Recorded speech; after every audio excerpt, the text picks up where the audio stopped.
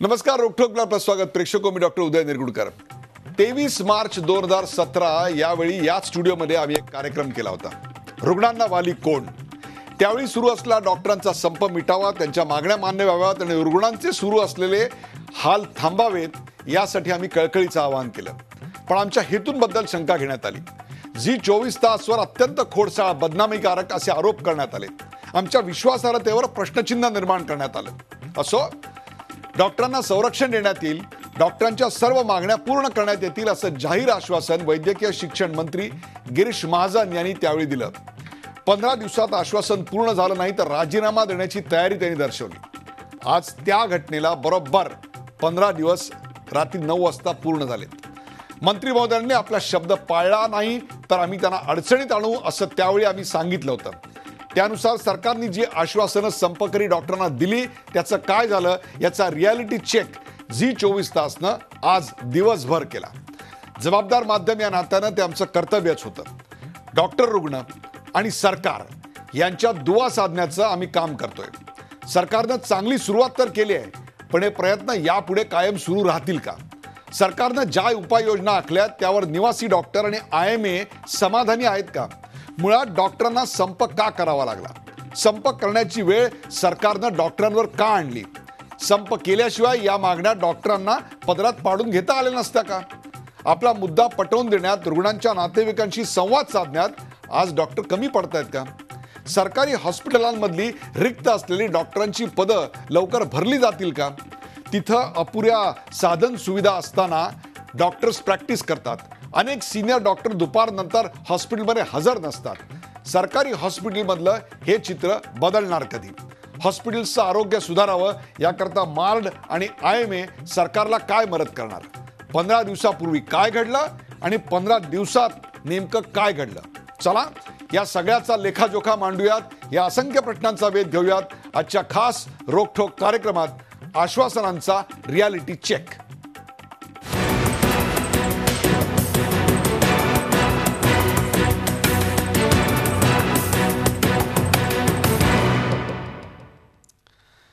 आश्वासनांचा reality check. सुरुवातीला पाहूया या विषयावरचा एक खास रिपोर्ट. 23 मार्च 2017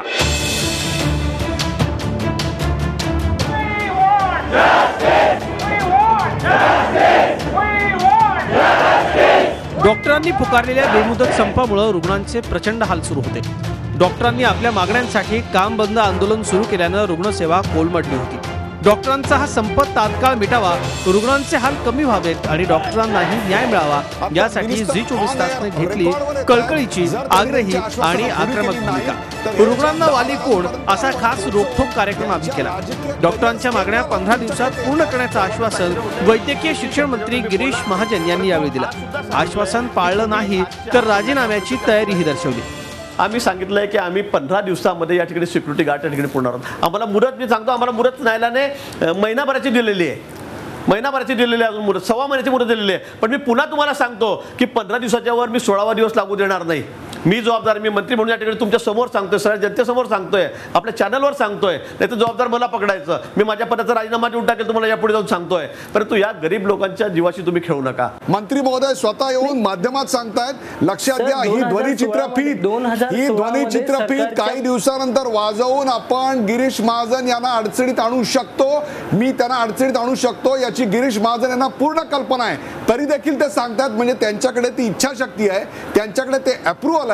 CM त्यांच्या पाठीशी आहेत, ब्युरोक्रेसी त्यांच्या बरोबर आहेत. अन्यथा त्यांनी असं आश्वासन माझ्या कार्यक्रमात तरी द्यायचं धाडस दाखवलं नसतं. याच्या पलीकडे Vijaysinh Chandele, for God sake, not for your sake, त्या हजारो पेशंटचा विचार करा. तुमच्या मागण्या 100% जायज आहेत, योग्य आहेत. आम्ही आतापर्यंत तुमच्याकरता भांडलेलो आहोत.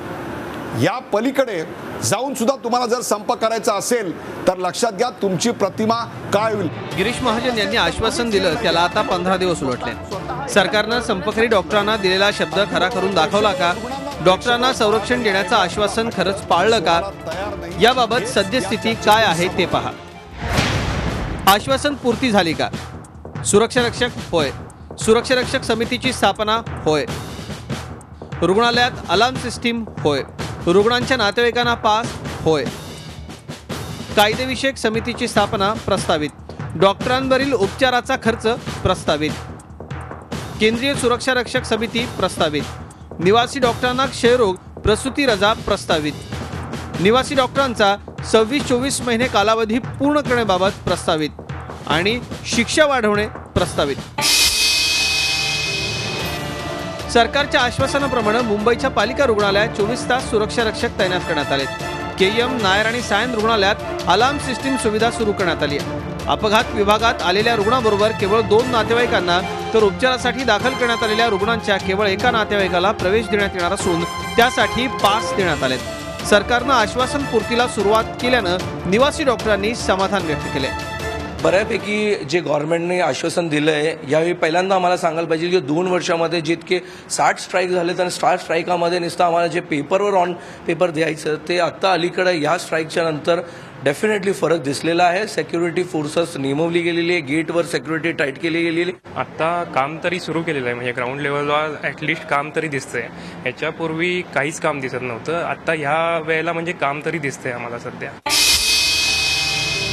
ठाण्यातल्या रुग्णालयातही सुरक्षा रक्षक दाखल झालेत. छत्रपती शिवाजी महाराज रुग्णालयात मोठ्या प्रमाणात सुरक्षा आहे. सुरक्षा महामंडळाचे 35 सुरक्षा रक्षक, ठाणे पालिकेचे 53 सुरक्षा रक्षक तसंच 8 स्थानिक पोलीस, त्यापैकी 2 शस्त्रधारी असा मोठा बंदोबस्त ठेवण्यात आलाय. तसंच सीसीटीव्ही लावण्यात आले. Security has been beefed up. Security has been a lot better. Pass system त्यांनी सुरू केलेली आहे. CCTV कॅमेराज सुरू झालेले आहे कॅज्युअल्टीमध्ये. झी 24 तास they have been very prompt. खूप चांगलं फॉलोअप केलं आहे. आता 15 दिवस झाले ते तुम्ही समोरून आले. तर we are very happy with the help of media also we are getting a lot of results. तर खूप चांगलं आहे तुमचं म्हणजे फॉलोअप. पुण्यातल्या ससून रुग्णालयात 50 सुरक्षा रक्षक रुजू झालेत. तिथं सीसीटीव्ही कॅमेरे आधीच बसवण्यात आलेत. अलार्म सिस्टीम बसवण्यात येत असल्याचं सांगण्यात आलंय. नागपुरातील शासकीय मेडिकल कॉलेज रुग्णालयात 2 ठिकाणी अलार्म सिस्टीम लावण्यात आली आहे. तसंच पोलिसांची नेमणूक देखील करण्यात आली आहे. सुरक्षेसाठी महाराष्ट्र सुरक्षा महामंडळाचे 68 जवान लवकरच तैनात होत आहेत. आपल्याकडे 9 police security guards at a time appointed आहेत. त्यांच्यापैकी 4 हे सर्जरी कॅज्युल्टीला असतात, 2 मेडिसिन कॅज्युल्टीला असतात आणि 3 ICUला असतात. त्यांनी त्यांचं काम चांगल्या रीतीने पार पाडावं हीच माझी अपेक्षा आहे. त्यानंतर सायरन सिस्टीम आपल्याकडे 2 जागी लागलेल्या आहेत. संपकरी डॉक्टरांच्या सुरक्षेसह अन्य प्रमुख मागण्या सरकारनं 15 दिवसातच पूर्ण केल्यात. तर अन्य मागण्यांबाबत सरकारनं सकारात्मक पवित्रा घेतलाय. सध्याच्या डॉक्टर संरक्षण कायद्यानुसार दोषींना केवळ 3 वर्ष शिक्षेची तरतूद आहे. ती वाढवून 7 वर्ष करण्याकरता केंद्र सरकारकडे पाठपुरावा करण्यात येणार आहे. वैद्यकीय शिक्षण मंत्री गिरीश महाजन यांनी संपकरी डॉक्टरांना दिलेला शब्द पाळला असून लवकरच बाकीची आश्वासनंही ते पूर्ण करतील अशी आशा आहे. Bureau report, Zee Media. आश्वासनांचा रियालिटी चेक या विषयावरचा हा अत्यंत डिटेल्ड असा रिपोर्ट पाहिला. जे आमचे प्रेक्षक सकाळपासून झी 24 तास पाहत होते त्यांनी महाराष्ट्रातल्या जवळपास सर्व शासकीय रुग्णालयांमधून हा रियालिटी चेक आम्ही आज केला.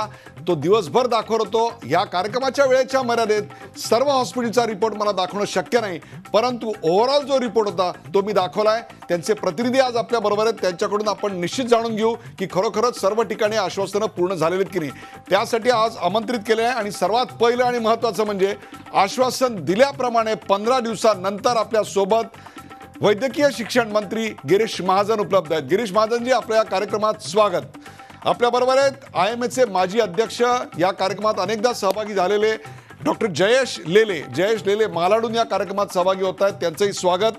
डॉक्टर अजित भागवत हे मराठवाड्यातले आणि विशेषतः औरंगाबादमधले अत्यंत नामवंत असे डॉक्टर आहेत, वरिष्ठ डॉक्टर आहेत. त्यांचंही या कार्यक्रमात स्वागत अजित भागवतजी. आणि मध्यवर्ती मार्चचे सचिव डॉक्टर स्वप्नील मेश्राम हे देखील आपल्या बरोबर आहेत, माझ्याबरोबर माझ्या स्टुडिओमध्ये आहेत. स्वप्नीलजी, आपलंही स्वागत. स्वप्नील, तुमच्यापासून सुरुवात करूया. स्वप्नील, आता आम्ही रिपोर्ट दाखवला, दृश्य दाखवली, याच्यापेक्षा दसपट दृश्य आमच्याकडे आत्ता आहेत, पण ती वेळेच्या मर्यादेत मला दाखवता येत नाहीत. आम्ही जे दाखवलं ते सोडून द्या. मार्चचा काय रिपोर्ट आहे? 15 दिवसापूर्वी 23 मार्चला याच वेळी गिरीश महाजन म्हणले होते, हे झालं नाही तर मी राजीनामा देईन. काय करावं त्यांनी आज सांगा. सर्वप्रथम मी डॉक्टर महाजन सरांचा आभार मानतो. त्यांनी ही सिक्युरिटीज जी प्रोव्हाइड केली त्याबद्दल. आणखी जी वाहिनीचा पण आभार मानतो. त्यांनी मार्च संघटनेला मार्ट संघटनेला जी Support मिळाला. संधी दिली त्याबद्दल. आणखी उदय सरांना जी धमक्या दिल्यात, धमक्या आल्याबद्दल त्याचा मी जाहीर निषेध करतो. गिरीश महाजन आणखी बोला. हां सर, सिक्युरिटी सगळे जी मेडिकल कॉलेजेस आहेत, government medical college, BMC medical college, तिथे सिक्युरिटी आलेली आहे. Alarm system Nagpur medical college, Nagpur government medical कॉलेजमध्ये आलेलं आहे. लातूर, मिरज, आणखी KEM JJमध्ये 1-2 दिवसात येणार आहे. आणखी वायरिंग झालेलं आहे त्याचं. हां, वायरिंग झालेलं आहे. हां सर, बरोबर आहे. हो सर. म्हणजे गिरीश महाजन यांनी शब्द पाळला असं आपल्याला म्हणायला हरकत नाही. 100 पैकी 99% काम आज पूर्ण झालं आहे. गिरीश महाजन, ज्या शब्दाबद्दल अनेकांनी आक्षेप घेतला होता, तुम्ही वचन दिल्यानंतर हॅट्स ऑफ म्हणलं होतं, अनेक डॉक्टरांना त्याचा राग आला होता. आता तरी माझे डॉक्टर मित्र मला त्यांना हॅट्स ऑफ म्हणायची परवानगी देतील. Girish Mahajan, thank you very much. पण तुमच्याकडे काय रिपोर्ट आहे? आमचा रिपोर्ट आहे, मार्ड रिपोर्ट आहे, सगळे म्हणतायत, पण सरकारची यंत्रणा काय सांगते? का आश्वासन पूर्ती झाली, कार्यपूर्ती झाली? नाही, हे सरकारने सांगितल्यापेक्षा, मी सांगितल्यापेक्षा आपणच सांगितलं पाहिजे, मार्डने सांगितलं पाहिजे, कारण आपण सर्वे केलेला आहे. आणि सर्वात आधी मी आपल्याला धन्यवाद देईल की हा अतिशय ज्वलंत प्रश्न आपण त्यावेळी मांडला. मार्डमध्ये आमच्यामध्ये आपल्या चॅनलवर या ठिकाणी बोलणं झालं आणि त्याला एक माझ्याकडून आश्वासन देण्यात आलं आणि त्यावेळेला हा त्या ठिकाणी संप मिटला. माननीय मुख्यमंत्री महोदयांनी आव्हान दिलं आणि त्यामुळे हा संप मिटला आणि अनेक रुग्णांचे जे हाल होते ते या ठिकाणी थांबले. आज आपण दिवसभर सर्वे केलेला आहे. मी सांगण्यापेक्षा, सरकारने सांगण्यापेक्षा आपण जो सर्वे केलेला आहे किंवा आमचे जे आता डॉक्टर मित्र या ठिकाणी सांगता आहेत, मार्टचे प्रतिनिधी आहेत, IMAचे प्रतिनिधी आहेत, ते सांगतील की या ठिकाणी आम्ही जे आश्वासन दिलं होतं, कोर्टाने तर आम्हाला माननीय उच्च न्यायालयाने आम्हाला 1 महिन्याचा अवधी दिला होता, पण मी त्यावेळेला आपल्या चॅनलवर सांगितलं होतं की 1 महिना नाही, मला फक्त 15 दिवसाचा अवधी द्या. पण तो आमच्या डॉक्टर मित्रांचा नेहमीप्रमाणे शासनावर विश्वास नव्हता. त्यांना वाटतं की नेहमी आम्हाला लेखी दिलं जात होतं, आश्वासनं दिले जातात, हे पूर्ण होईल की नाही, आणि म्हणून मी अतिशय टोकाची भूमिका घेतली होती आणि सांगितलं होतं की 15 दिवस द्या मला, फक्त 1 महिना नाही. या 15 दिवसामध्ये मी सिक्युरिटी गार्ड पुण्याचं काम आपल्याकडे या ठिकाणी करतो, अलार्म त्या ठिकाणी काय लावायचं ते करतो, कॅमेऱ्याच्या बाबतीमध्ये मी त्या ठिकाणी निर्णय घेतो, पेशंटच्या नातेवाईकांना 2 लोकांनाच 5 देण्याच्या संदर्भामध्ये आपण त्या ठिकाणी निर्णय घेऊ. आणि हे सगळं मी आपल्या चॅनलवर आश्वासन दिलेलं होतं आणि मला वाटतं की मी सगळं म्हणणार नाही अजून, कारण 400 सिक्युरिटी गार्ड मुंबईला या ठिकाणी पुरवले गेलेले आहेत. जवळपास 300च्या जवळपास गार्ड हे वेगवेगळ्या महाराष्ट्रातल्या आमच्या मेडिकल कॉलेजमध्ये या ठिकाणी गेलेले आहेत. उद्या परत मी आत्ताच 1 तासापूर्वी संबंधित अधिकाऱ्यांशी बोललो सुरक्षा दलाच्या, तर त्यांनी सांगितलं उद्या 160 गार्ड आमचे पुन्हा त्या ठिकाणी जाऊन या दवाखान्याचा चार्ज त्या ठिकाणी घेतील, सिक्युरिटीचा चार्ज त्या ठिकाणी घेतील.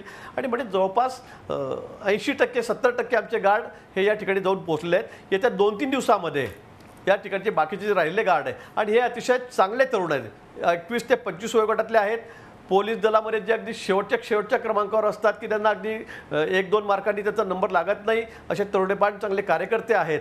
आणि त्या कार्यकर्त्यांना आम्ही या ठिकाणी नेमलेलं आहे. आम्ही नुसतं कुणाला तरी एजन्सीला काम देऊन टाकलं आणि त्यांनी कुणाला तरी आणून त्या ठिकाणी उभं केलं असं नाही, तर यांना शस्त्र चालवण्याची सुद्धा या ठिकाणी ट्रेनिंग दिलं गेलेलं आहे. 3-3 महिन्याचं ट्रेनिंग त्या ठिकाणी झालेलं आहे, SRP कॅम्पमध्ये झालेलं आहे. त्यांना कंट्रोल मॉप कसा करायचा, मॉप कंट्रोल कसा करायचा, फार अडचणीच्या काळामध्ये काय आपण पवित्रा घ्यावा, हे सगळं ट्रेनिंग त्या ठिकाणी दिलं गेलेलं आहे. आणि मला वाटतं हे सगळे तयार झालेले सगळे तरुण आपले सुरक्षा रक्षक आहे. गिरीश महाजन, या ठिकाणचा चार्ज घेत आरंभ शूरत्व अशा नावाचा आपल्याकडे एक म्हण आहे, पुन्हा येरे माझ्या मागल्या. हे सगळं 8 दिवस असंच राहील आणि 8 दिवसानंतर पुन्हा KEM आम्हाला आहे तसंच दिसणार, JJ आम्हाला आहे तसंच दिसणार, नागपूरमधलं इस्पितळ आहे तसंच दिसणार, आणि हे जे सगळे नेमलेले आहेत हे कुठेतरी गायब होणार. निधी नाही म्हणून सांगितलं जाईल, त्या एजन्सीला पैसे दिले नाही म्हणून सांगितलं जाईल. हे सगळं होईल का आणखीन काही वेगळं होईल? Girish Mahajan, on record. आपल्याला याची कल्पना आहे की अगदी हा संप झाल्याबरोबर 2च दिवसामध्ये मी प्रस्ताव तयार केला. 33 कोटी रुपये फायनान्सकडून माननीय मुख्यमंत्री महोदयांना विनंती करून त्या ठिकाणी त्याकडून मंजूर केले. 2च दिवसात मंजूर केले. 33 कोटी रुपयापैकी 5 कोटी रुपये आपण ॲडव्हान्स सुद्धा या सुरक्षा एजन्सीला या ठिकाणी दिलेले आहेत, कारण त्यांना ॲडव्हान्स दिल्याशिवाय एका महिन्यात पगार त्यांना ॲडव्हान्स द्यावा लागतो. त्याची तरतूद झालेली आहे. मान्य सुधीरभाऊ मुनगंटीवार फायनान्स मिनिस्टर आहेत आमचे, त्यांनी त्याला लगेच मान्यता दिली. पैसे रिलीज झालेले आहेत. 5 कोटी रुपये आम्ही त्यातले ॲडव्हान्स सुद्धा संबंधित एजन्सीला या ठिकाणी दिलेले आहेत. याच्यामध्ये कुठे 1 रुपया सुद्धा कमी जास्त होणार नाही आहे 33 कोटीमधला.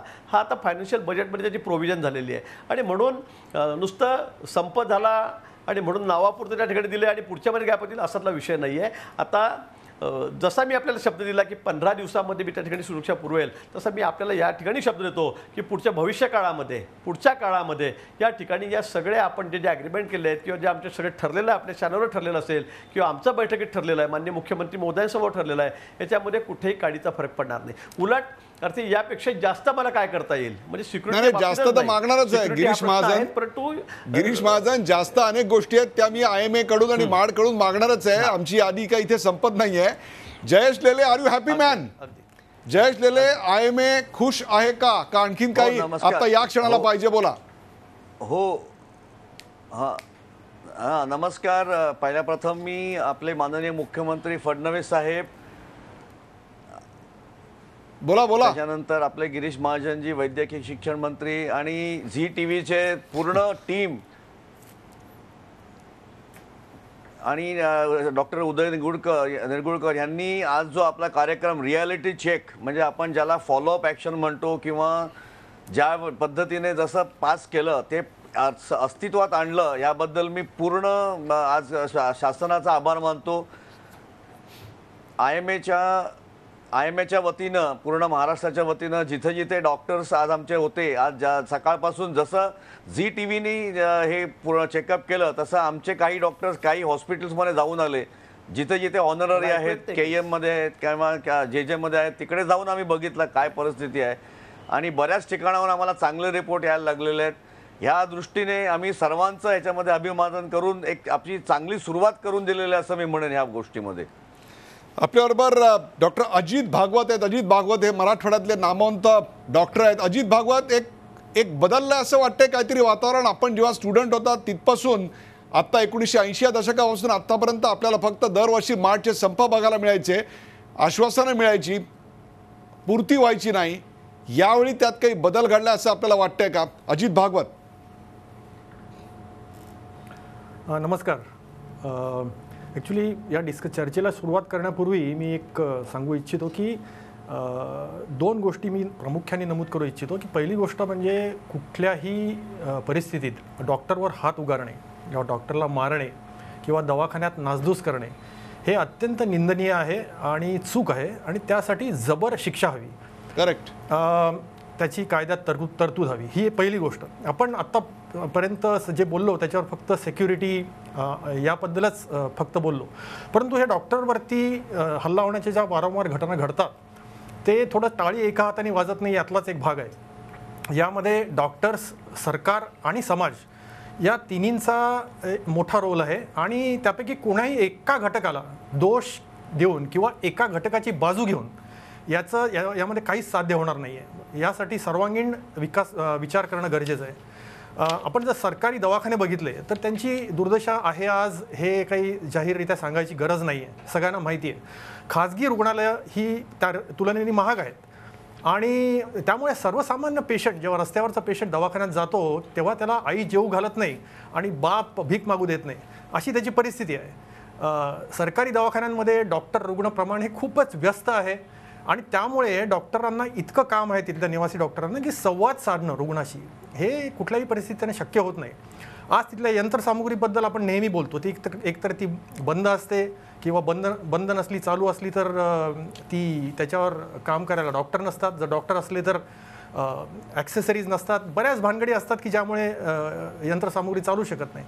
तर बऱ्याच वेळा हे पेशंट जेव्हा दवाखान्यात जातात तेव्हा एक पूर्वग्रह असतो त्यांच्या मनात की मी सरकारी दवाखान्यात चाललो आहे, इथे शिकाऊ डॉक्टर असतात, वरिष्ठ डॉक्टर नसतात. आणि हा एक फार महत्त्वाचा मुद्दा आहे की अशा मनस्थितीत जेव्हा पेशंट जातो तेव्हा परिस्थितीचा उद्रेक व्हायला वेळ लागत नाही. एखादी बारीकशी ठिणगी पडली तरीसुद्धा परिस्थिती हाताबाहेर जाऊ शकते. एक पेशंट जातानाच एक खोलवर शल्य घेऊन दवाखान्यात जात असतो की आज परिस्थितीमुळे मला सरकारी दवाखान्यात जावं लागते आणि त्यामुळे या ठिकाणी जर पेशंटच्या भावनिक आणि सामाजिक गरजांची पूर्तता जर झाली नाही तर प्रॉब्लेम्स निर्माण होतात. समाजाचा प्रॉब्लेम असा झालेला आहे की आज सगळ्यांना इन्स्टंट जस्टिस हवा आहे, ताबडतोब. म्हणजे मला झालं नाही तर दे दणका. तर यासाठी मग तो खासदार आणि इंडियन एअरलाइन्सचा ऑफिसर असो किंवा रुग्णाचा नातेवाईक आणि डॉक्टर असो, शेवटी त्यातली जी मानसिकता आहे ती एकच आहे. त्यामुळे हा एक भाग आहे आणि दुसरा समाजाचा आज डॉक्टरांकडे बघण्याचा दृष्टिकोन हा बराच बदलला आहे. आता याची कारणंही बरीच आहेत, ती आपण बरोबर आहे. त्या त्याचा जर कारणांचाही विचार केला आपण त्या तर कारणांचा नक्कीच लेखाजोखा मांडूया. तसं परंतु डॉक्टर भागवत, तुम्ही अत्यंत महत्त्वाचे मुद्दे मांडलेले आहेत की सरकारी रुग्णालयात जाताना जी मानसिकता असते ती एका शल्याची असते. आपल्या एक प्रकारची न्यूनत्वाची भावना असते की मला प्रायव्हेट हॉस्पिटल परवडत नाही म्हणून मी ही दुय्यम दर्जाची सेवा स्वीकारतोय. इथे अनेक इक्विपमेंट चालू नसतात. स्टुडंट टू डॉक्टर रेशो जो आहे तो रेशो अत्यंत भयानक आहे. एकेका डॉक्टरला दिवसाला 70 80 लोकांचं रक्त काढावं लागतं, रुग्णांचं रक्त काढावं लागतं. 400-400ची ओपीडी करणारे डॉक्टर्स या 8-10 दिवसात सुद्धा मी पाहिलेले आहेत. या सगळ्या दीर्घकालीन किंवा मध्यमकालीन अशा स्वरूपाची उत्तरं शोधण्याची इश्यूज आहेत. या सगळ्यावर गिरीश महाजन नेमकं काय करणार आहेत हे त्यांना विचारूया. पण एका ब्रेक नंतर कुठेही जाऊ नका, पाहत राहा झी24 तास. आपण पाहताय आश्वासनांचा रियालिटी चेक.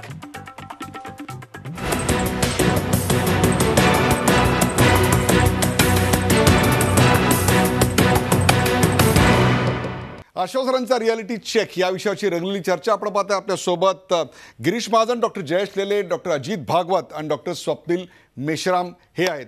आता ब्रेकवर जाण्यापूर्वी डॉक्टर अजित भागवत यांनी अत्यंत महत्त्वाचे असे 5 मुद्दे उपस्थित केले. त्या सगळ्या मुद्द्यांवर आपण एक सविस्तर विवेचन गिरीश महाजन यांच्याकडून घेणार आहोत. त्या मुद्द्यावर जाण्या अगोदर गिरीश महाजन, एक प्रश्न आहे.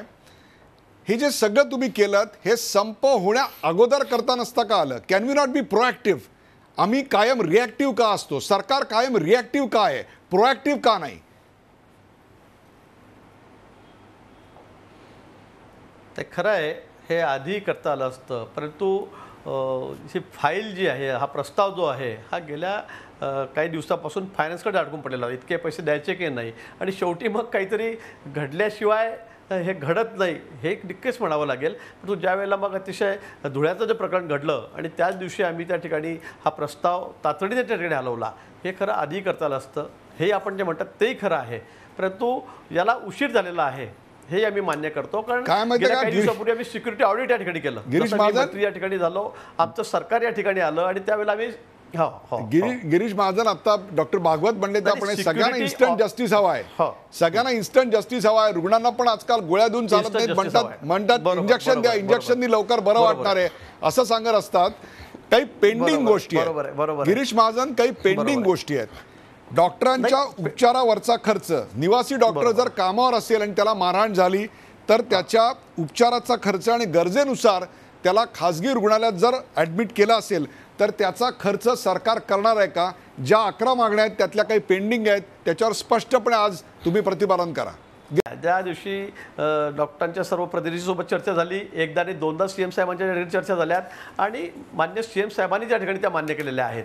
आणि त्यांनी सांगितलं की तुमच्या सगळ्या मागण्या, मी सांगितलं त्याचा पुनरुच्चार आपल्या गेला की या सगळ्या मागण्या आपण या ठिकाणी मान्य केलेल्या आहेत. डॉक्टरवर हल्ला झाला आणि त्याला जर खाजगी कुठल्या कॉलेजात हॉस्पिटलला जावं लागत असेल तर त्याला येणारा जो खर्च आहे तो त्या दिवसापासूनच लागू झाला. त्या दिवसापासून मुख्यमंत्री महोदयांनी त्यांना होकार दिलेला आहे. मला वाटतं याच्यामध्ये आता परत काही सांगण्याची गरजच नाही आहे.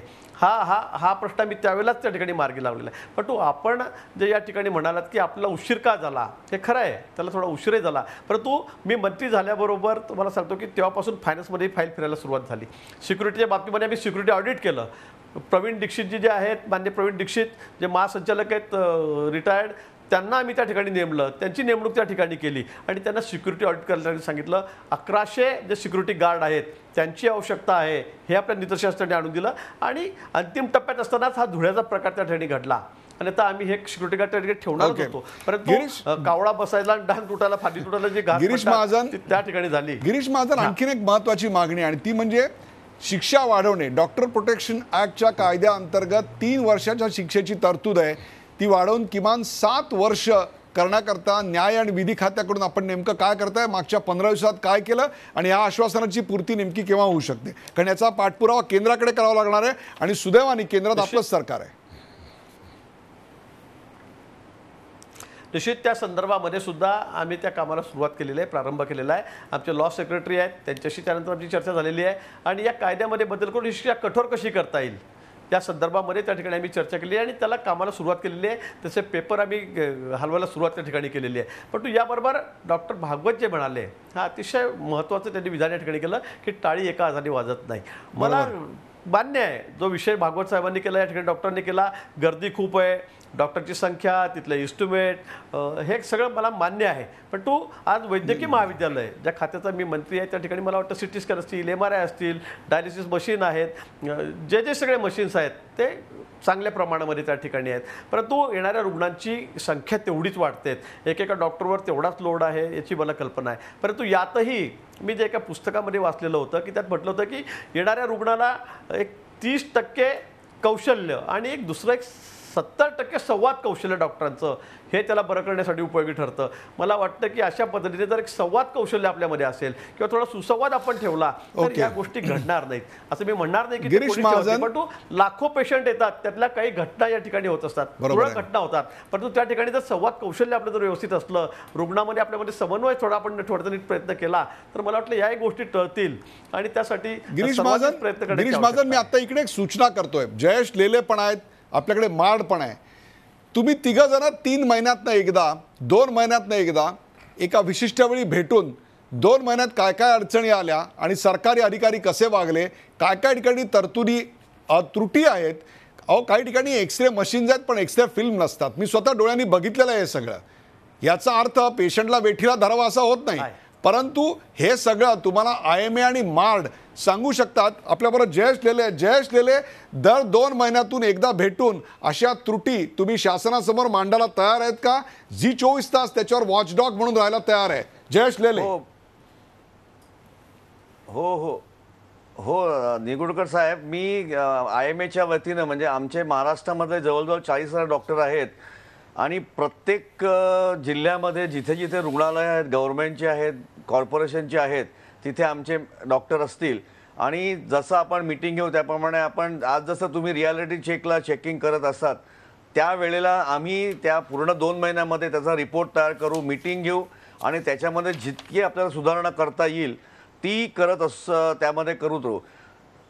आता ह्याच्यामध्ये डॉक्टर भागवतने जसं सांगितलं त्याच्यामध्ये आणखी एक मुद्दा मला ऍड करावा वाटतो की आपण जर पेशंटच्या ज्या घटना घडलेल्या आहेत म्हणजे अटॅक म्हणा किंवा व्हायोलन्स म्हणा, तर त्या घटना आपण बघितलं तर पहिल्या 6 तास किंवा पहिले 24 तास ह्याच्यामध्ये मॅक्झिमम घडलेल्या आहेत.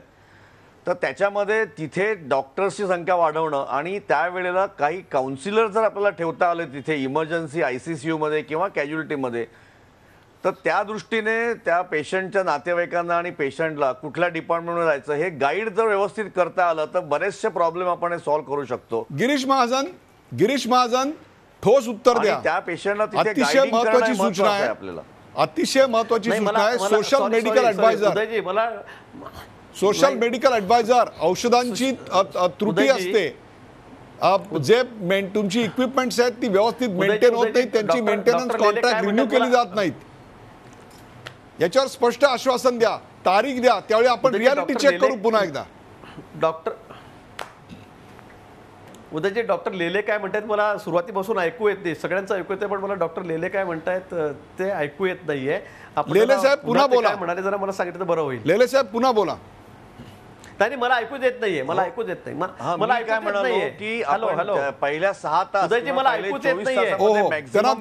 त्यांना आमची टेक्निकल टीम याच्यावर एका क्षणात काम करेल. तुम्हाला ऐकू येत नाहीये काही क्षणात आपण घेऊया, परंतु तोपर्यंत या सगळ्या सूचना मी एकत्र करून घेतो. 36 महिने आणि 24 महिने ही एक अडचण होती, त्याबद्दल काय सांगा? फक्त डॉक्टर लेले काय म्हणतायत याची मला त्याचं फक्त म्हणणं ऐकू येत. यहाँ जो एडमिशन का जो प्रोसीजर था वो थोड़ा लेट हो गया due to Supreme Court's involvement. 4th round होना है या नहीं और एक नेक्स्ट राउंड होगा या नहीं उसके वजह से. तो उसके वजह से ये हुआ कि जो 1 मई से जो टर्म चलना चाहिए रेसिडेंट डॉक्टर का वो चला नहीं. वो बहुत से लोगों का चालू हुआ 15 जुलाई से. तुम्ही लेट येता त्याच्याबद्दल तुम्हाला ती टर्म ग्रँट होत नाही आणि त्याच्यामुळे वर्ष वाया जातं. त्याच्यामुळे गिरीश महाजन आपला संपर्क पुन्हा प्रस्थापित झालाय का? गिरीश महाजन माझा आवाज येतोय? हो झालाय. ओके. जयेश लेले पुन्हा एकदा सांगा आपल्या तक्रारी काय आहेत. जयेश महाजन काय सूचना आहेत? जयेश लेले हा, मी असं म्हणत होतो की आपल्या ज्या घटना घडल्यात ह्या 24 तासांमध्ये किंवा पहिल्या 6 तासांमध्ये मॅक्झिमम घटना घडलेल्या आहेत. बोला. तर अशा वेळेला तिथे ICCU मध्ये किंवा कॅज्युअल्टी किंवा इमर्जन्सी सर्व्हिसमध्ये डॉक्टरांच्या बरोबरीने आपल्याला 1-2 जर काउन्सिलर किंवा मेडिकल सोशल सर्व्हिस ॲडवायझर तयार करता आले, जेणेकरून पेशंटना त्यांच्या रिलेटिव्हना आपण व्यवस्थित गाईड करू शकू. ह्याच्यामध्ये डॉक्टर जर ट्रीटमेंट देत असताना बिझी असले तर हे काउन्सिलर त्यांना व्यवस्थित सांगतील की काय ट्रीटमेंट चालू आहे, काय प्रॉब्लेम आहे आणि आपण त्याच्यावर काय काय ॲक्शन घेतोय. तर याने करून सुसंवाद साधण्याची जी महत्त्वाची सूचना आपण जी आता डिस्कस करत होतो ती एक प्रॉब्लेम तो आपला सॉल्व्ह करण्यासारखं होईल, अशी माझं एक रिक्वेस्ट होती. Girish Mahajan, your take. अतिशय महत्त्वाची मागणी आपण या ठिकाणी केलेली आणि खरं आहे, डॉक्टर त्यांच्या कामामध्ये एवढे व्यस्त असतात, एवढा पेशंट लोड त्या ठिकाणी तिथे असतो, त्यामुळे ते पेशंटच्या नातेवाईकांशी संवाद साधू शकत नाही. आणि मी सांगितलं की याच्यामध्ये सगळ्यात महत्त्वाचं काय असेल तर संवाद कौशल्य हा एक महत्त्वाचा विषय आहे. आणि मला वाटतं की त्या पेशंटच्या नातेवाईकांना जर कोणी समजून शकलं तर मला वाटतं त्यातला हा जो सगळा ताणतणाव आहे तो बऱ्याच टक्के 80-90% हा कमी होईल. पेशंटच्या नातेवाईकांना असं वाटतं की मला कोणी सांगत नाही, पेशंटकडे कोणी आतमध्ये ICUला जाऊ देत नाही, बघू देत नाही, त्याचं काय चाललंय काय नाही, आणि म्हणून याच्यामध्ये हे ताणतणाव वाढत असतात आणि त्यातून हे सगळे संघर्ष होत असतात. आणि म्हणून मला वाटतं की आपण केली सूचना ही अतिशय योग्य आहे. ही ज्यावेळेला आम्ही मार्चच्या प्रतिज्ञा घेऊन बसलो, IMAच्या प्रतिज्ञा घेऊन बसलो, त्यावेळेला सुद्धा माननीय मुख्यमंत्री महोदय बैठकीत असताना हा विषय त्या ठिकाणी झालेला आहे आणि निश्चित आम्ही त्यावर गंभीरतेने विचार करतो आहोत. आणि लवकरात लवकर त्या संदर्भामध्ये काउन्सिलरमधले किंवा ICUच्या बाहेर CCUच्या बाहेर ज्या ठिकाणी सिरियस पेशंट असतात त्या ठिकाणी त्याच्या बाहेर असे काउन्सिलर बसून त्या ठिकाणी लोकांसोबत म्हणजे पेशंटच्या नातेवाईकांसोबत संवाद साधण्याचा आम्ही त्या ठिकाणी निर्णय घेणार आहोत. डॉक्टर अजित भागवत, आणखीन काय सूचना आहेत की जेणेकरून रुग्ण आणि डॉक्टर आणि शासन, डॉक्टर आणि माध्यम यांचे संबंध सुधारतील? आपल्या काय सूचना आहेत? पुन्हा आपण या बाबतीत 3 घटकांचा विचार करू. सुरुवातीला सरकारी हॉस्पिटल्सबद्दल बोलूयात. आत्ताच माननीय मंत्री महोदय आणि डॉक्टर लेल्यांनी सांगितलं की संवाद साधण्याची गरज आहे रुग्णांची आणि रुग्णांच्या नातेवाईकांशी. तर हे जे हॉस्पिटलचे सगळ्यात संवेदनशील भाग जे आहेत म्हणजे इमर्जन्सी रूम, कॅज्युअल्टी आणि ICUs, इथे या लोकांची तैनात केली पाहिजे. हे सगळ्यात महत्त्वाचं. इथे सगळ्यात जास्ती प्रॉब्लेम्स इथे येतात. मेडिकल सोशल वर्कर्स हे जास्ती प्रमाणात एम्प्लॉय केले गेले पाहिजेत. नातेवाईकांशी सतत संपर्क राहायला पाहिजे. जनमानसात सरकारी रुग्णालयांची प्रतिमा उंचावण्यासाठी निश्चितच प्रयत्न केले गेले पाहिजेत. कारण आज सरकारी रुग्णालयात उत्तम डॉक्टर्स आहेत, म्हणजे काही काही खरंच चांगले डॉक्टर्स आहेत. त्यांचं चांगलं काम हे हायलाईट केलं गेलं पाहिजे, त्याला प्रसिद्धी दिली पाहिजे. या सगळ्या गोष्टी तात्काळ करण्यासारख्या आहेत. सिक्युरिटी, बाउन्सर्स, पोलीस हे सगळं ठीक आहे, पण हे टेम्पररी मेजर्स आहेत. आणि तुम्ही जसं म्हटलात की हे येरे माझ्या मागण्याप्रमाणे पुन्हा 6 महिन्यांनी हे प्रॉब्लेम आपण पाहतो. लॉंग टर्म उपाय जे आहेत की ज्याच्यासाठी आजचा हा प्लॅटफॉर्म नाही ते बोलण्यासाठी, पण राजीव गांधी योजना वगैरे ह्या ज्या योजना आहेत याचा खूप रुग्णांना चांगला फायदा होतो आहे आणि ह्या राबवल्या पाहिजेत चांगल्या पद्धतीने. दुसरं मला महत्त्वाचं एक सांगायचं आहे की खाजगी रुग्णालय जी आहेत ती कम्प्लिटली अनरेग्युलेटेड आहेत. आता ह्याच्यामध्ये सरकारने केलेलं स्टेंटवरचं रेग्युलेशन हे माझ्या दृष्टीने खूप महत्त्वाचं आहे. आणि अशाच काही ठिकाणी सरकार रेग्युलेशन आणू शकतं असं माझं स्पष्ट मत आहे आणि त्याचा रुग्णांना फायदा होऊ शकतो. दुसरं झालं पेशंट्सबद्दल. काही झालं तरी बळाचा वापर झाला नाही पाहिजे आणि त्याला जबर शिक्षा पाहिजे, हे मी तुम्हाला पहिल्यांदाच सांगितलं. दुसरी गोष्ट, पेशंट्सनी हे लक्षात घ्यायला पाहिजे की डॉक्टरांना हॉस्पिटल चालवायला पैसे लागतात.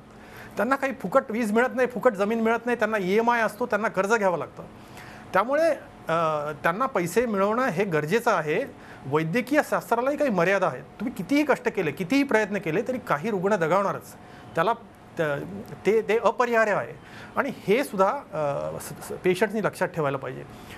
काही जर नाराजी असेल पेशंटची तर त्यांनी जरूर ती कायदेशीर मार्गाने सोडवता येईल. तुम्हाला कन्झ्युमर कोर्ट्स आहेत, तुम्ही तिथे कंप्लेंट करू शकता. आता आपण डॉक्टर्स काय करू शकता त्याच्यावर विचार करू. मला खेदानी असं म्हणावं असं वाटतं की मी स्वतः डॉक्टर असूनही आज डॉक्टरी पेशाची प्रतिष्ठा ही पणाला लागली आहे. तुम्ही कट प्रॅक्टिस म्हणा किंवा स्त्री भ्रूणहत्या म्हणा, किडनी रॅकेट्स म्हणा, स्टेंटबद्दल केलेली डॉक्टरांनी रुग्णालयांनी केलेली मनमानी म्हणा, हे सगळं आज रस्त्यावरच्या माणसाला माहिती झालेलं आहे. आणि झटपट श्रीमंत होण्याचे सुद्धा मार्ग काही डॉक्टर अवलंबत आहेत. सगळेच करत नाहीत, काही मुठभर लोक करतात. पण प्रॉब्लेम असा असतो की जे मुठभर लोक करतात त्याच्यामुळे ह्या पेशाची बदनामी होते आणि जे करत नाहीत, की जे बरेचसे लोक जे डॉक्टर्स हे करत नाहीत त्यांच्याकडे संशयाने बघितलं जातं. त्यामुळे एकंदरीतच पूर्ण डॉक्टरी पेशाचं याच्यात प्रचंड नुकसान होतं. त्यामुळे डॉक्टरांनी आत्मपरीक्षण करणं गरजेचं आहे. आणि मी या ठिकाणी नमूद करू इच्छितो की नांदेड सारख्या ठिकाणी त्यांनी बरोबर. आपण नांदेडच्या प्रयोगाबद्दल, अजित भागवत, नांदेडच्या प्रयोगाबद्दल आपण निश्चितच बोलूया. 3 महत्त्वाचे मुद्दे गिरीश महाजन आपल्यासाठी आलेले आहेत. त्यातला पहिला मुद्दा म्हणजे इक्विपमेंट्सचा मेंटेनन्स नसतो. चतुर्थ श्रेणी कर्मचाऱ्यांचं जे सहकार्य डॉक्टरांना मिळायला पाहिजे त्या संदर्भात खूप मोठी प्रश्नचिन्ह आहेत. हे सगळं चित्र बदलणार कधी? स्वच्छता, साध्या स्वच्छतेचं गोष्ट आहे. आज तुम्ही कधीही कुठलाही फौजफाटा न घेता नुसत्या सरप्राईज व्हिजिट जरी 4 केल्यात ना गिरीश महाजन, तरी तुम्हाला दिसेल की तिथली स्वच्छतेची आत्ताची अवस्था काय आहे. हे चित्र बदलू शकत नाही का? तुमच्यासारखा कार्यक्षम मंत्री असेल आणि त्याची जर इच्छाशक्ती असेल, मुख्यमंत्र्यांचं पाठबळ असेल, निधी आणण्याची क्षमता जर तुमच्यामध्ये, तेवढं वजन तुमचं मंत्रिमंडळात असेल, तर हे चित्र तुम्ही पुढच्या 6 महिन्यात का बदलू शकत नाही? गिरीश महाजन. निश्चित उदयजी, आपल्याला याची कल्पना आहे की या खात्याचा आणि माझा अतिशय जवळचा संबंध आहे. मी मागच्या वेळेला आपल्याला सांगितलं होतं, चॅनलवरच सांगितलं होतं की माझा आणि या हॉस्पिटलचा इतका जवळचा संबंध आहे तेवढा कुठल्या लोकप्रतिनिधीचा नसेल. कारण मी आतापर्यंत 2 लाखाच्या वर पेशंट मुंबईसारख्या ठिकाणी नेऊन, हायर सेंटर नेऊन त्याच्यावर शस्त्रक्रिया मोफत करून आणलेल्या आहेत, काही खाजगी संस्थांच्या माध्यमातून यातून. आणि त्यामुळे मला या सगळ्या गोष्टींची कल्पना आहे की या ठिकाणी इक्विपमेंटची काय परिस्थिती आहे, स्वच्छतेची काय परिस्थिती आहे, निश्चित आहे. आणि त्या संदर्भामध्ये शासन प्रयत्न करत आहे. आपण आता 342 कोटीवरून यावर्षी आम्ही बजेट हा 650 कोटी केला. मी दुप्पट करून घेतलेला आहे, दुप्पट केलेला आहे. आणि याच्यामध्ये मग काही इन्स्टिट्यूट आहेत, काही प्राध्यापक भरती आहे, काही नोकर भरती आहे, या सर्व काही इक्विपमेंट आम्हाला त्या ठिकाणी घ्यायचे आहेत, काही इमारती बांधायच्या आहेत. या संदर्भासाठी आम्ही सगळ्या ठिकाणी प्रयत्न करतो आहे, याची आपल्याला करतो. आणि त्याचबरोबर आम्ही सुरुवातीलाच एक निर्णय केलेला आहे. माननीय मुख्यमंत्र्यांनी सांगितलं की आपल्याला प्रत्येक जिल्ह्यामध्ये एक मेडिकल कॉलेज करायचं आहे. आणि त्या संदर्भाने डॉक्टर मिश्रा यांच्या अध्यक्षतेखाली आम्ही समिती नेमली. त्याचा पूर्ण रिपोर्ट या ठिकाणी तयार झालेला आहे, तो शासनाकडे या ठिकाणी आलेला आहे. मग PPP मॉडेल असं करायचे आहेत, काय करायचं या संदर्भामध्ये लवकरच त्या ठिकाणी निर्णय होणार आहे. आणि दिवसेंदिवस रुग्णांची संख्या वाढते. या सरकारी दवाखान्यात येणारा जो पेशंट आहे, रुग्ण आहे, हा विचार अतिशय गरीब वर्गातला आहे, मध्यमवर्गीय आहे आणि त्याला बाहेर ते पेलवत नाही तो खर्च, आणि म्हणून तो या ठिकाणी येतोय. आणि म्हणून या ठिकाणी अधिकाधिक हॉस्पिटल या ठिकाणी सुरू करणे आवश्यक आहे. त्याचबरोबर पदोन्नती जो विषय आहे, भरतीचा जो विषय आहे, आता MPSCकडे 7-7, 8-8 वर्षे कुठे नोकर भरतीच त्या ठिकाणी होत नाही, अधिकाऱ्यांची भरतीच होत नाही डॉक्टरांची. आणि त्यामुळे मागच्याच 1-2 महिन्यापूर्वी मी निर्णय घेतला कॅबिनेटमध्ये की सगळ्या या भरत्या ज्या आहेत त्या MPSCच्या कक्षेच्या बाहेर काढल्या आणि आमची समिती नेमून या ठिकाणी त्यांना या ठिकाणी नोकरीत भरतीच्या संदर्भामध्ये आम्ही निर्णय घेणार आहोत. आणि त्यामुळे हा एक मार्ग सुकर झालेला आहे. नियमित करण्याच्या संदर्भामध्ये अनेक अध्यापक होते की त्याच्या सेवा नियमित होत झालेल्या नव्हत्या. आणि म्हणून मी निर्णय घेतला, मी 200 प्राध्यापक लगेच त्या ठिकाणी नियमित केलेले आहेत. आपण विचारा, मागचे प्रतिनिधी आहेत डॉक्टर लेले या ठिकाणी 4 घेतल्याबरोबर सगळ्या गोष्टींना इतकी गती दिलेली आहे. मी ठरवलं आहे की आता खाजगी डॉक्टर जे मुंबईतले, पुण्यातले, नागपूरमधले, त्यांच्या माध्यमातून MOU करून त्या ठिकाणी फेलोशिपच्या माध्यमातून आपल्या डॉक्टरना त्या ठिकाणी ट्रेनिंग द्यायचं आहे. ज्यावेळी नामवंत डॉक्टर की मी सगळ्यांची संपर्क साधलेला की त्यांची 4-4, 6-6 महिने त्यांची अपॉइंटमेंट मिळत नाही, असे लोक आमच्या सोबत काम करायला या ठिकाणी तयार आहेत. ते OT बघून गेले, ते तयार करतायत, आम्ही त्यावर खर्च करतो आणि ते आमच्याकडे शनिवार रविवारी ऑपरेशन करणार आहेत आणि विद्यार्थ्यांना शिकवणार आहेत, फेलोशिप करणार आहेत. त्यातून चांगले विद्यार्थी त्या ठिकाणी तयार होतील. सर्व प्रयत्न की जे चांगलं करता येण्यासारखं आहे ते सर्व करण्याचा प्रयत्न मी या ठिकाणी करतोय. जयेश लेले, सरकार काय करते ते पाहिलं, माड काय करते ते पाहिलं. IMA आपल्या कार्यपद्धतीत बदल करावा असं वाटत नाही का? वैद्यकीय क्षेत्रातल्या कुप्रवृत्ती रोखण्याकरता आणि विशेषतः IMA मधल्या अनिर्बंध अशा वागणाऱ्या सदस्यांवर कठोर कारवाई करण्याच्या दृष्टिकोनातून आपण काय करताय? जयेश लेले. हो, आपण ज्या मुद्दा मांडला तो IMAच्या वतीनं, म्हणजे IMA मध्ये जे तुम्ही सांगितलं आत्ता त्या पद्धतीने आपण डेफिनेटली आम्ही डॉक्टरांना सेन्सिटायझेशन करण्याचा प्रयत्न करतो आहोत. आत्ताच ज्या नांदेडचा उल्लेख झाला त्या नांदेडच्या पद्धतीने जिकडे तिकडे सर्व ठिकाणी आम्ही डॉक्टरांना सेन्सिटायझेशन केलेलं आहे. त्याच वेळेला आपली जी सेंट्रल IMA आहे त्या सेंट्रल IMA सुद्धा या बाबतीमध्ये पुढाकार घेतलेला आहे. जसं आता आपण म्हणाला की PCPNDT म्हणे किंवा सेक्स डिटेक्शन, आमच्या ह्या कमिट्या गेल्या जवळजवळ 10 वर्ष कार्यरत आहेत आणि जिकडे तिकडे आम्ही या डॉक्टरांना आमच्या प्रायव्हेट ब्रांचेसमध्ये, आमच्या लहान ब्रांचेसमध्ये आम्ही याबाबत लोकांना जागरूकता करून देण्यासाठी पब्लिक अवेअरनेस कॅम्पसुद्धा घेत असतो. पब्लिक अवेअरनेस करत असताना आम्ही त्यांना गाईड करत असतो. त्याच्यामुळं हे जे आहे IMA याच्यामध्ये डेफिनेटली पुढाकार घेईल. आणि आत्ताच भागवत साहेबांनी सांगितलं त्या पद्धतीने जसं आम्हाला जर त्या एरियामध्ये किंवा ज्या ज्या ठिकाणी आपल्या तज्ज्ञ डॉक्टरांची जर जरूर भासणार असेल तर आमचे डॉक्टर तिथे येऊन फुकट सुद्धा शिकवायला तयार आहेत आणि गाईड करायला किंवा काही ऑपरेशन फुकट करून द्यायला सुद्धा तयार आहेत. आणि मागेच म्हणजे मला अभिमान वाटतो की भागवत साहेबांनी ज्या वेळेला 2-3 कॅम्पमध्ये आणि ज्या वेळेला गिरीश महाजनांनी कॅम्प केले आहे नाशिक जळगाव एरियामध्ये त्यावेळेला IMAचे बरेचसे डॉक्टर तिकडे सहभागी झालेले होते. आणि IMA प्रत्येक एरियामध्ये कॅम्प घेत असतं आणि ह्या पद्धतीने IMA याच्यामध्ये नेहमीच पुढाकार घेत राहील याबाबत मी तुम्हाला आश्वासन देतो. प्रेक्षको, अनेक मुद्दे मांडायचे राहून गेलेत वेळेच्या मर्यादेमध्ये. तांत्रिक कारणासाठी रेडिओलॉजिस्टवर गर्भनिदान कायद्यानुसार कारवाई होते. सरकारी अधिकारी डॉक्टरांना धमकावतात. डॉक्टर पेशंट रेशो किती असावा याच्याविषयी अजून आपण आज बोललेलो नाही आहोत. परंतु काहीतरी आश्वासक घडलेलं आहे आणि त्याहीपेक्षा सुद्धा आश्वासक घडू शकतं असा विश्वास सर्वांना आलेला आहे. या विषयावरची ही रंगलेली चर्चा आपण पाहिलीत. संपकरी डॉक्टरांना सरकारनं दिलेली महत्त्वपूर्ण आश्वासनं पूर्ण झालेली आहेत. त्याबद्दल मार्ट सचिव डॉक्टर स्वप्नील मेश्राम आणि IMAचे अध्यक्ष डॉक्टर जयेश लेले यांनी समाधान व्यक्त केलं. डॉक्टरांच्या मागण्या मान्य केल्याबद्दल वैद्यकीय शिक्षण मंत्री गिरीश महाजन यांचे आणि त्यांचा डॉक्टरांच्या मागण्यांचा पाठपुरावा केला त्याबद्दल G24 तासचे देखील त्यांनी खास आभार मानले. सरकारनं सुरू केलेले हे उपाय केवळ आरंभशूरता असणार नाही तर भविष्य काळात डॉक्टरांचे प्रलंबित प्रश्न सोडवण्यासाठी सरकारची भूमिका न्यायाची असेल अशी स्पष्ट ग्वाही गिरीश महाजन यांनी दिली. सरकारी दवाखान्यातील दुरावस्थेकडे ज्येष्ठ डॉक्टर अजित भागवत यांनी लक्ष वेधलं. डॉक्टरांवर हल्ला करणाऱ्या गुन्हेगारांवर कडक शिक्षेची तरतूद कायद्यात असावी अशी मागणी देखील केली. त्याचबरोबर मला आत्ता असं एक वाटतंय की सरकारी रुग्णालयांची जर इमेज बदलायची असेल तर आमदारांनी एकदा तिकडे ॲडमिट व्हावं, खासदारांनी मंत्र्यांनी एकदा तिकडे ॲडमिट व्हावं, मग त्यांना या सगळ्या व्यवस्था सुधारण्याबद्दलच्या अनेक सूचना आणि त्याची निकड नक्की कळेल. प्रेक्षको, काही व्यवसाय सेवाभावी वृत्तीनं करावे लागतात. डॉक्टरी व्यवसाय हा व्यवसाय आहे पण त्यापैकी एक आहे. त्यामुळे संपाऐवजी डॉक्टरांनी कायदेशीर सनदशीर मार्ग अशा प्रकारे सरकारवर दबाव टाकत राहायला हवा. माध्यमांच्या सहकार्यानं जनजागृती करून आपली इमेज बदलता येईल यावर विश्वास ठेवायला हवा. इतर कामगारांसारखे संप करून सरकारऐवजी रुग्णांना वेठीला धरून डॉक्टरी पेशाला कोणती शोभा येणार आहे याचा विचार करायला हवा. आपल्यावर हल्ले का होतात त्या कारणाच्या मुळाशी डॉक्टरांनी जायला हवं. आपल्यातल्या काहीच डॉक्टरांवर काहीच रुग्णालयांवर हल्ले का होतात? प्रेक्षको, प्रत्येक व्यक्तीमध्ये चांगल्या आणि वाईट प्रवृत्ती असतात, तशाच त्या संघटनेमध्ये असतात, समाजामध्ये पण असतात. खरं तर चांगले डॉक्टर आणि वाईट डॉक्टर यांची लढाई व्हायला हवी. चांगले पेशंट आणि वाईट पेशंट यांची लढाई व्हायला हवी. पण त्याच्या ऐवजी आपण केवळ मीडियावर खापर फोडून मीडियाला दूषण देऊन उपयोग होणार नाही. डॉक्टरी व्यवसायातल्या अनेक चांगल्या प्रथा आम्ही अग्रक्रमानं G24 तासवर यापूर्वी पण दाखवल्या. TB हॉस्पिटलचे माजी डीन डॉक्टर ननावरे, डॉक्टरांचे डॉक्टर असणारे OP कपूर, डॉक्टर श्रीखंडे यांच्यासारख्या चांगल्या डॉक्टरांचं समाजकार्य आम्ही समाजापुढे आणलं. हे काम आम्ही या नंतर देखील सुरू ठेवणार. डॉक्टर आणि रुग्ण यांच्यातलं नातं सुदृढ व्हावं यासाठी काही नवीन उपक्रम महाराष्ट्रात सुरू झालेत.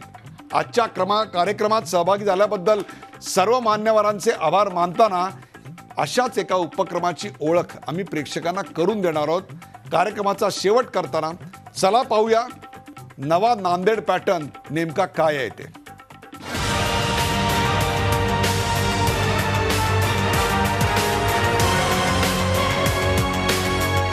G24 तासनं जबाबदार माध्यम म्हणून संप मिटवण्याचा प्रयत्न केला. पण या प्रयत्नांचं कौतुक करण्याऐवजी इंडियन मेडिकल असोसिएशन अर्थात IMA या डॉक्टरांच्या संघटनेचे सेक्रेटरी डॉक्टर पार्थिव सिंघवी यांनी G24 तासच्या बदनामीची मोहीम सुरू केली. G24 तासचे मुख्य संपादक डॉक्टर उदय निरगुडकर यांच्या विरोधात उन्मत्त भाषा वापरली गेली. डॉक्टर निरगुडकर यांच्यावर उपचार करू नका असे बदनामीकारक मेसेज सोशल मीडियातून व्हायरल केले. एकीकडे डॉक्टर पदाधिकाऱ्यांची ही अरेरावी तर दुसरीकडे हा दुरावा कमी करण्यासाठी नांदेडमधील डॉक्टरांनी स्वतःहून एक पाऊल पुढे टाकलंय. डॉक्टर आणि रुग्णांमधील नातं पुन्हा दृढ करण्यासाठी नांदेड पॅटर्न राबवण्याचा निर्णय डॉक्टरांनी घेतलाय. कट प्रॅक्टिस बंद करावी, कमीत कमी बिल आकारणी करावी, असे निर्णय या बैठकीत घेण्यात आले.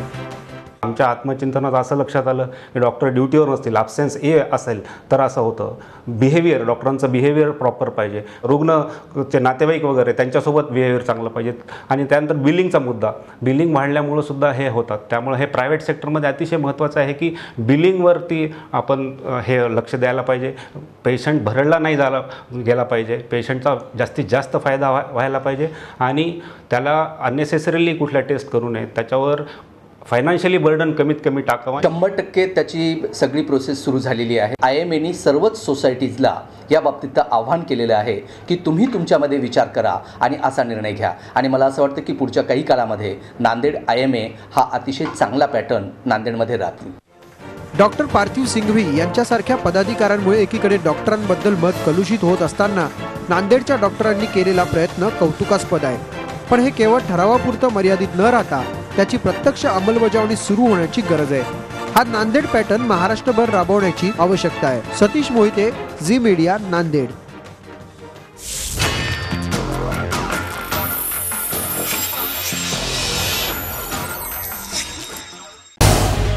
झी 24 तास रहा एक पाऊल पुढे.